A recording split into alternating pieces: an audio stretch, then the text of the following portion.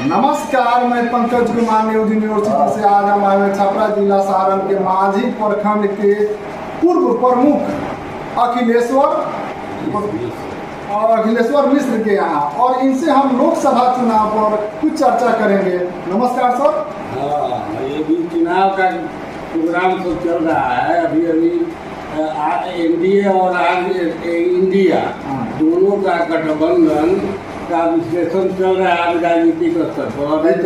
अभी तक हमारे समझ से क्लियर नहीं हो पाया है। अभी हम एक न्यूज में सुने हैं कि इंडिया गठबंधन महागठबंधन अपना सीट शेयरिंग कर लिया, सीट भी बांट लिया है। 26 सुने हैं ऐसे न्यूज में।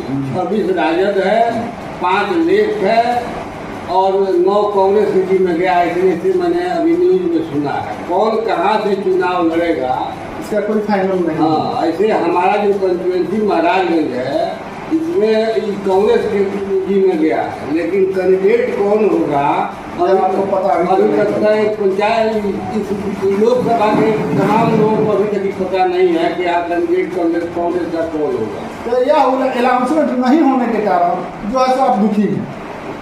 निश्चित दुखी हैं।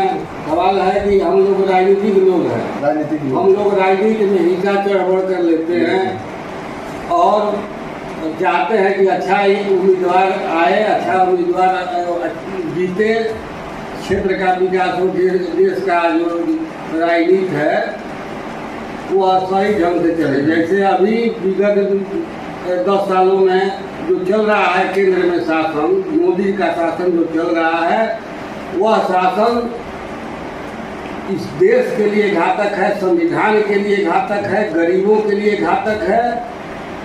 लेकिन बीच का सवाल तो यह भी है ना कि ये गठबंधन महागठबंधन जो है तो ऐसा भी हो सकता है कि आपके सोच के प्रति किसी को टिकट दे दी, तब तो आपका दुख प्रकट में ही रह जाएगा। निश्चित ऐसा ही लग रहा है। जो राजनीतिक इंडिया गठबंधन का बिहार में चल रहा है, लग तो ऐसे ही रहा है। लोगों का इच्छा है कि यहाँ मोदी जी आ रहे, लेकिन जो गठबंधन हुआ है, सीट का जो बंटवारा हुआ है, वो अस्पताल में लालू यादव का भ्रष्ट काम किया है। कैंडिडेट कौन कहाँ जीतेगा गठबंधन में, इस पर विचार नहीं करके लालू यादव मनमानी किए हैं, और मनमानी के चलते जो प्रदेश से लग रहा है वो वैसा ही लग रहा है जैसा आप हमसे सवाल पूछ रहे हैं। तो लालू यादव पर जो है वंशवाद का जो मतलब टिप्पणी किया गया है, क्या वो सही साबित होते हुए आपको दिखाई दे रहा है? सवाल वंशवाद का नहीं है। राजनीति में जो वंशवादी हो, हम हो, हमारा लड़का अगर राजनीति में सक्रिय है, लोगों की सेवा करता है और वह राजनीति में आता है तो उसको हम वंशवादी नहीं मानते, वही योग है, उसको हम वंशवादी नहीं मानते हैं। लेकिन विपक्ष इसको वंशवाद के लेकर के नारा उठा रहा है। हर दल में इस तरह के लोग हैं। मोदी के साथ भी इस तरह के लोग हैं, लालू के साथ भी उस तरह के लोग हैं। राहुल को लोग कहते हैं कि परिवारवादी है, लेकिन ऐसा बात सच्चाई में ये बात नहीं है। लेकिन सारा कुछ देखते हुए भी आपकी तमन्नाओं पर तो अभी सरकार की नीतियों के हिसाब से तो लग रहा है कि पानी फिरने वाला है। देखिए, भारत की जनता बहुत जागरूक है। समय पर वो अपना फैसला निश्चित रूप से देश के हक में लेती है। और मुझे विश्वास है कि जिस तरह से संविधान का नाश किया जा रहा है, भ्रष्टाचार छुपा कर जो भ्रष्टाचार सरकार जो कर रही है, केंद्र की सरकार छुपा करके जो भ्रष्टाचार कर रही है, वह लोगों को मालूम हो चुका है और लोग इस दिशा में अपना विचार देंगे वोट के माध्यम से। हमको ऐसा लगता है कि वोट के माध्यम से जवाब जरूर देंगे। लेकिन यह तो आप कह रहे हैं नेताजी कि लोग जवाब देंगे, लेकिन ये सनातनी पर जो है सो मोदी जी जो है सो धूल झोंक रहे हैं, उस धूल में लोग झोंका रहा है। देखिए, सनातन जो धर्म है, हम भी सनातनी है, हम भी ब्राह्मण परिवार से आते हैं। बात बोल रहे हैं ना कि सारे ब्राह्मण परिवार से आते हैं, हिंदू के अग्रणी जाति से हम आते हैं। लेकिन जहाँ देश का सवाल है, देश के सवाल पर इस सनातन को हम लोग पीछे छोड़ के देश बचाने के लिए, बाबा साहेब अम्बेडकर के संविधान को बचाने के लिए हम लोग आगे बढ़ेंगे। आगे बढ़ रहे हैं, हाँ बढ़ रहे हैं और बढ़ेंगे। हाँ, लोगों आगे बढ़ रहे हैं और बढ़ेंगे। लोगों में हम विचार दे रहे हैं कि इस तरह का जो राजनीति चल रहा है देश में, यह खतरनाक राजनीति है। इससे देश खतरा में जाएगा, इस देश से फिर देश गुलाम हो जाएगा। इसलिए इस संविधान को बचाने के लिए निश्चित रूप से यहाँ की जनता उचित अपना फैसला लेगी। लेकिन यह संदेश को जन जन तक पहुंचाते समय वक्त लगेगा, लेकिन वक्त लगते लगते हो सकता है तब तक तो संविधान चल जाएगा। सोशल मीडिया का युग है, बहुत तेजी से हर बात खेत के मजदूर तक इस बात को लोग जान जाते हैं। 5 किलो अनाज वाला समय खत्म हो गया। 5 किलो अनाज पर जो 5 किलो अनाज देता है वो भी संविधान के तहत उसका भी रक्षा हो रहा है। तो संविधान के साथ खिलवाड़ होगा तो 5 किलो अनाज पर लात मार के संविधान को बचाने की दिशा में अपना पहल करेगा, चहलकदमी करेगा अपना। तो प्रमुख जी, सोशल मीडिया के जरिए ही तो पता चलता है कि ऐसा भी लोग भारत में है कि मोदी नहीं आया तो हम जान दे देंगे, हम राजनीति छोड़ देंगे। यह शब्द लोग लगा रहा है। यह निश्चित रूप से गोदी मीडिया का प्रचार है, धरातल वैसी बात नहीं है। गोदी मीडिया के लोग जो हैं इस तरह का न्यूज चलाते हैं कि मोदी के पक्ष में लोग पागल हो गए। ये गोदी मीडिया का ही प्रचार है। और दूसरा नंबर बात है कि भगवाधारी का लहर जो है सो हर जगह योगी आदित्यनाथ जी जा रहे हैं और भगवा लहरा रहे हैं। यह भी तो सामने की बात है। ये आज जो परिस्थिति है देश का, हम लोग बात कर रहे हैं, लेकिन हमको ऐसे लग रहा है कि गोदी में अमित शाह और योगी में इतना अंदर ग्रह कलह है कि यूपी की जनता भी, यूपी के लोग भी योगी के भी चाह रहे हैं कि मोदी नहीं आए। यूपी के जनता भी चाह रही है, लेकिन अभी सीएम चाह रहे हैं। यह सच्चाई है। जनता तो चाह ही रही है, सीएम तक चाह रहे हैं कि आगे मोदी नहीं आए। लेकिन वो ठीक है, वो तो कि मोदी आएंगे तो योगी पर खतरा है, इस बात को समझ रहे हैं। लेकिन मोदी जी ही तो 80 सीट की गारंटी ले रहे हैं। ले रहे बोल रहे हैं 400 पार बोल रहे हैं, लेकिन जाके देखिए उत्तर प्रदेश में ठाकुर जाति का जो वोट है वो मोदी से छिटक रहा है। ठाकुर जाति का वोट नहीं मिलने जा रहा है बीजेपी को।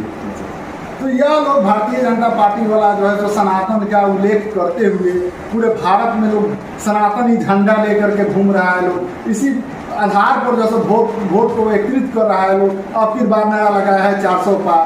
देखिए इस तरह के तमाम लोग नहीं हैं।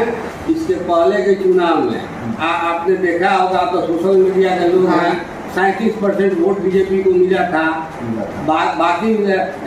बाकी वोट तो बीजेपी के खिलाफ ही नहीं गया था। सनातनी गया, राम मंदिर, दुनिया और राष्ट्रीय हित के बाद भी। तो इतना हवा बहने के बावजूद भी, इतना खिलाफत होने के बावजूद भी अभी तक कांग्रेस का सरकार जो है तो 3 या 4 स्टेट में आपको दिखाई दे रहा है। और इतना लोग विपक्ष करते हुए भी ये सनातन का एक झंडा लेकर के और स्टार प्रचारक मानकर चलिए कि आदित्यनाथ योगी जी हैं और मोदी जी हैं और अमित शाह लोग हैं, यह लोग फिर भी अपना गोलबंदी कर लेता है। तो यह धूल जनताओं को आंखों में बस धूल झोंका जा रहा है। इस पर जैसा आप लोगों का क्या देखिए, 2014 में जो मोदी जी आए थे उस समय कांग्रेस के भ्रष्टाचार का कुछ नारा था। खिलाफत मोदी का अच्छे दिन का सपना था। 2 करोड़ नौकरी का नौजवानों का चस्का था। 15 लाख रुपया का लालच था कि हमारे अकाउंट में आएगा। 2014 में आ गए। 19 में पुलवामा स्ट्राइक जो हुआ देश अथी के नाम पर आ गए। इस बार उस तरह का डंका नहीं बजने वाला है। मोदी धराशायी होंगे, हमको ऐसा लग रहा है। आपको विश्वास है? विश्वास है कि ऐसी सरकार नहीं चलेगा। ऐसी सरकार देश में नहीं रहनी चाहिए जो प्रजातंत्र के खिलाफ हो, जो संविधान को बदलने का काम कर रहा हो। ऐसी सरकार नहीं रहना चाहिए। मेरी ऐसी भावना है और हम देख रहे हैं कि लोगों में लोग में जब मोदी के हम लोग खिलाफ करते थे तो लोग हम लोगों का मुंह नोचने को तैयार होते थे। आज हम लोग यहाँ मोदी का शिकायत करते हैं, वहाँ हम लोग को समर्थन मिलते हैं, समर्थन मिलता है। समर्थन मिलता है। इसका मतलब है कि लोग मतलब है कि मोदी के लोग उनसे टूट रहा है, जनता जा रही है, लोग उनसे टूट रहा है। तो आप अपने बिहार वासियों, प्रदेश वासियों को और भारत वासियों को क्या 2024 का लोकसभा का चुनाव पर क्या संदेश देना चाहते हैं? मैं निश्चित रूप से यह अपने जनता से निवेदन करूंगा कि देश की प्रगति, गरीबी और बेरोजगारी, भ्रष्टाचार, इसको मुद्दा बनाकर लोग अपना मतदान करें, न कि सनातनी और राम मंदिर के नाम पर। राम मंदिर में कोई उपलब्धि नरेंद्र मोदी का नहीं है, सुप्रीम कोर्ट का देन है। राम मंदिर बना है, भाजपा चाह रही थी कि किसी राम मंदिर नहीं बने, मुद्दा बना रहा है देश के वोट के लिए। लेकिन बीजेपी भाजपाई लोग जो है सो कहते हैं कि 65 सालों से क्यों नहीं बना राम मंदिर। जब कांग्रेस चाह रही थी कि राम मंदिर बने तो 65 सालों से क्या कर रही थी? यह देश का दुर्भाग्य है। इस तरह का लोग कहते हैं, लोग सुनते हैं। आपको मालूम होना चाहिए कि राम मंदिर का बाबरी मस्जिद का ताला किसने तोड़वाया और किसके रिव्यू में ध्वस्त कराया गया। तो यह भी तो उन लोगों का मुद्दा बन रहा है ना कि कार सेवकों पर मुलायम सिंह के सरकार में गोली चलाया गया, यह सनातनी विरोधी है। यह भी शासन में जो रहता है वो अपना विधि व्यवस्था बनाने के लिए, कानून की रक्षा करने के लिए इस तरह का काम करना कानूनन है।